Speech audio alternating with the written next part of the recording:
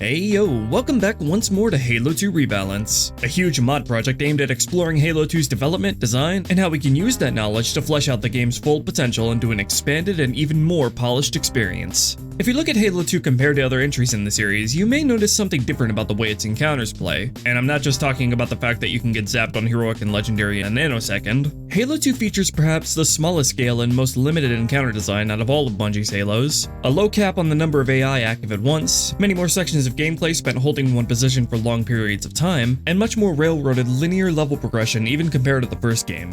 But why is that exactly? What in this game's development led us to the point where parts of the sequel ended up feeling scaled back from its older brother? That's what we're here to answer, and hopefully change for the better as we dive into the philosophies of Halo 2's encounter design. Like the video, subscribe of course, and keep in mind the single biggest thing keeping this project afloat is the generous support of viewers like you on my Patreon, link down below. When looking at the first Halo, you'll find the game really went hard in packing every single encounter with huge amounts of bad guys to face off with, often along with friendlies to create big dynamic engagements, boasting a soft AI limit of around 20 actors on screen at once. The game created big, expansive environments for all these AI to occupy, taking special attention in their placements, how they were allowed to move, and how the encounter progressed, not unlike staging in a play or a scene progression in a film. To this day, Halo 1 stands as an impressive feat of the 6th generation consoles, so needless to say, the pressure was on when it came to following up such a critically acclaimed game. Halo 2 aimed to outdo its predecessor in every way. In particular, Bungie strove to improve every element of the graphical fidelity and presentation value to blow audiences away, making use of much more detailed models, extensive use of bump mapping tech on characters and objects, and a state-of-the-art stencil lighting system to boot.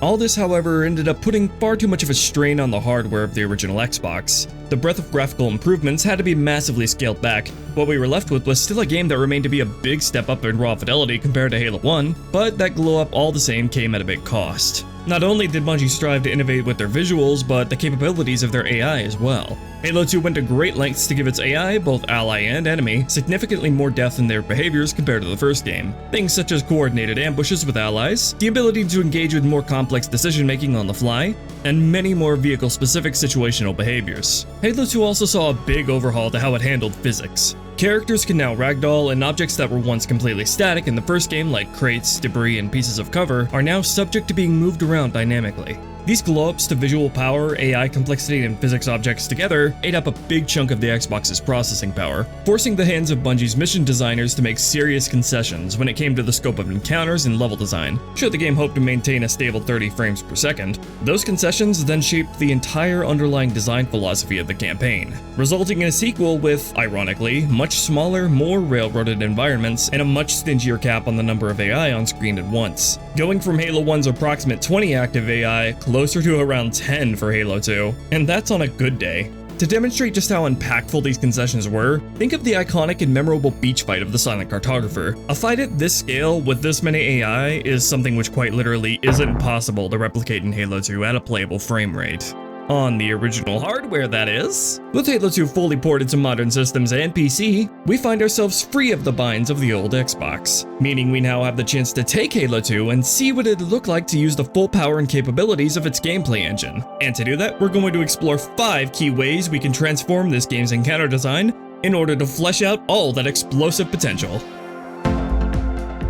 So, how did the mission designers work around the problem of having such a strict cap on the AI they could have on screen at once? With one consistent trick that you won't be able to unnotice once made aware of it. In order to continue simulating big battles while under this AI cap, every mission in Halo 2 is practically designed around the idea of a constant flow of respawning enemies. Encounters in Halo 2 will typically involve, say, only a handful of enemies present when entering the space. Once you begin to thin your foes out, the game will sneakily, or not so sneakily, spawn in more of them behind the curtains and send them in.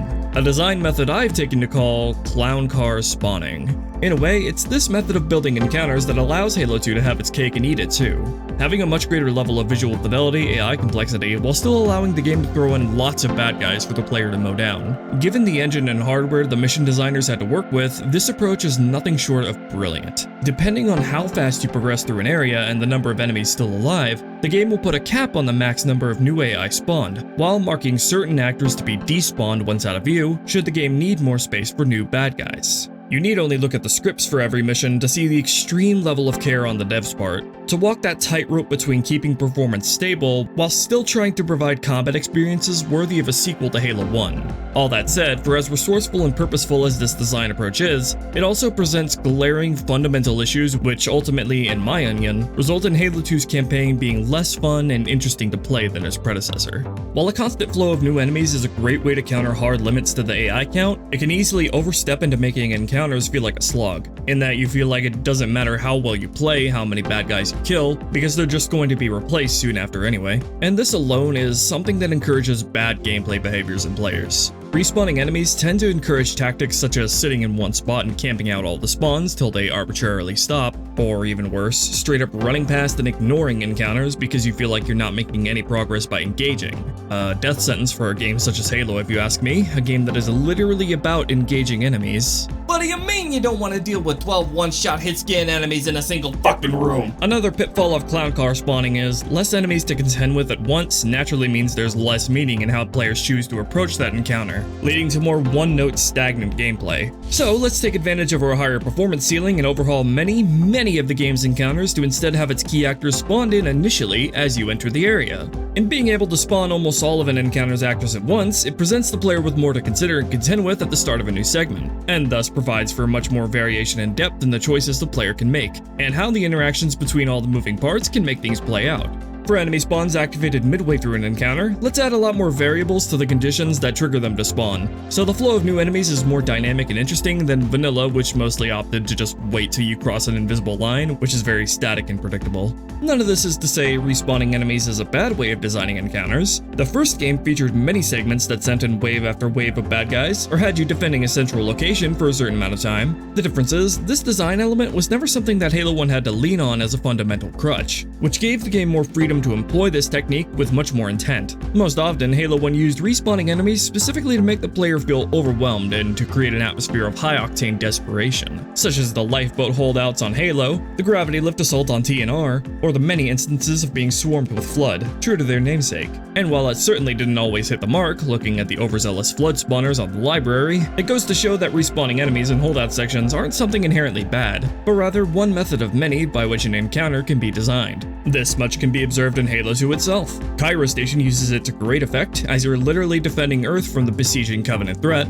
The start of Outskirts sees you shot down and surrounded on all sides by the enemy, a strong note to hit things off before reversing the side and going on the offense. And Oracle's Elevator, while overly lengthy, conveys the overwhelming threat of the Flood through gameplay in having you literally swarmed on all sides with no escape. So for these holdout segments, what we can do is brush up on their pacing to ensure these encounters don't overstay their welcome. We can bring the holdout sections of Outskirts and Delta Halo up to a much more brisk pace, with less downtime spent standing around doing nothing. Speed up the absurdly slow elevator on Oracle, giving us more leeway to pile on a greater amount of pressure, and fill automated rides like the game's many gondolas with a much denser variety of challenges and actors compared to the vanilla game. In having these greater distinctions between encounters with a static number of enemies versus a constant stream of them, it allows both their unique gameplay strengths to shine, and thus make for a more varied, diverse gameplay experience overall.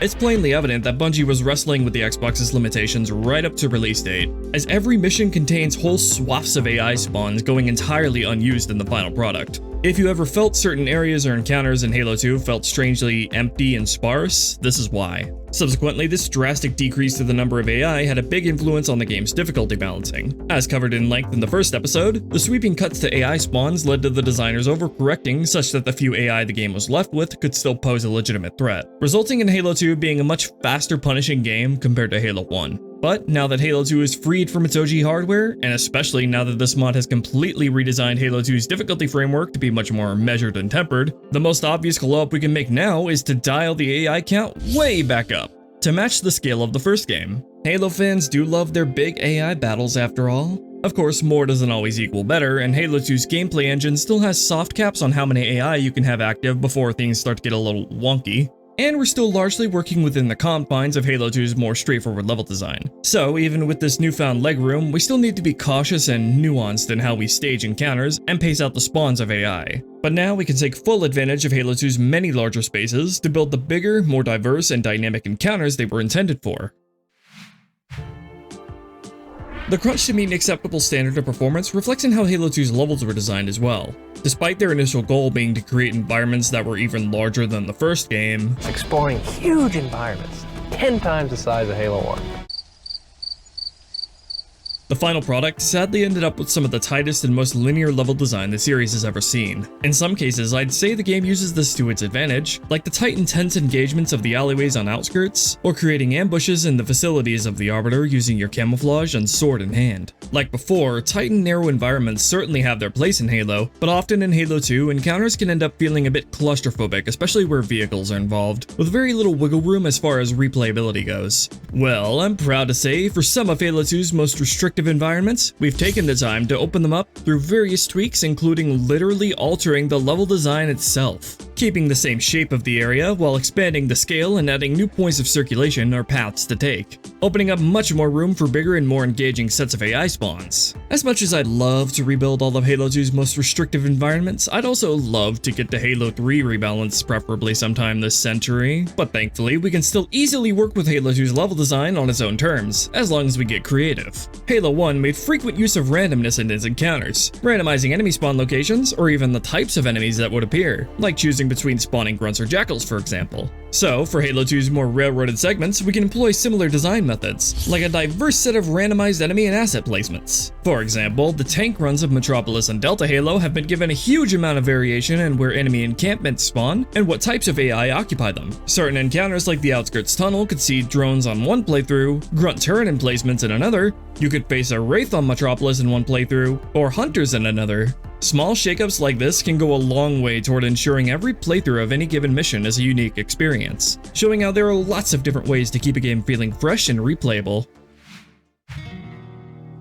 And along that string of thought, that brings us to the ever enigmatic 30 seconds of fun. The concept of discovering and crafting a gameplay loop that makes your game fun and special, then taking those mechanics and gameplay elements and putting them to work in ever-changing contexts to form a fully complete game. Let's refer to the good old reliable Jasmine Gravy for his insight on the matter. Halo has that 30 seconds of encounter some enemies, get the jump on them and take that first shot. You throw a grenade at a group of them, press to kill the harder enemies, and then you run in and mop up everybody else with a melee. It has that 30 seconds, which is very fun. The challenge for the mission designer or the level designer is, okay, it's that 30 seconds, but now it's in an environment where it's dark, right? So you can spend a lot longer creeping around. Or now it's an environment where you're stuck between two forces, or now there's an enemy vehicle, or now one of the guys' enemies is invisible, so you can't get the jump on them. And Halo does a great job of constantly taking that 30 seconds and putting it in different contexts and switching up what's happening to you. In Halo's case, it's one thing to have an extensive sandbox of weapons, vehicles, allies, and enemies, but it's another matter entirely in how you utilize all those puzzle pieces in conjunction with one another. And ultimately, it's how you combine it all which turns a set of mechanics into a real, fully fledged video game. So, with our higher AI cap, that affords us much more freedom in the amount of pieces we can combine together in this sandbox. Areas of the game where you're presented with split paths now feature unique gameplay challenges and rosters of enemies from one another. Maybe you come into an encounter on Heroic and you have plasma cannons added to an encounter not seen on the lower difficulties. Bump up to Legendary, you have plasma turrets instead. The Arbiter's dogfight section now sees randomized selections of hostile encampments, all featuring more diverse pools of AI and assets never before seen in vanilla. The game now features encounters facing down Hunters in the tank and Gosshog, an interaction we never got to have in vanilla. Jackal snipers can now use the carbine, allowing for a lot more freedom in how they can be used, with the ability to place them in large numbers without becoming blatantly unfair. Larger encounter spaces now contain many more unique tools and approaches to the gameplay challenge at hand, and so much more deliberate consideration of gameplay diversity applied all throughout Halo 2. One underrated element which makes Halo's gameplay so fun and dynamic and keeps the AI so interesting to fight is not only how the AI react to you, but how the AI react to the flow and context of the whole encounter. Think of each encounter in Halo as its own story, with a beginning, middle, and end. At the start of a new segment, you get the drop on a platoon of well-entrenched bad guys. Through smart tactics and skilled play, you and your allies manage to break through enemy lines and disrupt their formation. The enemies respond by panicking and visibly falling back into a defensive position, and taking cover. They all fall one by one, up to the last few desperately trying to self-preserve, before inevitably falling to you. This fundamental flow to encounters is something every Halo game, including Halo 2, employs to great effect, and is vital to making the AI seem like they're actively thinking and that the world is dynamically responding to your actions and progress, instilling the feeling of being the hero with the power to turn the tide.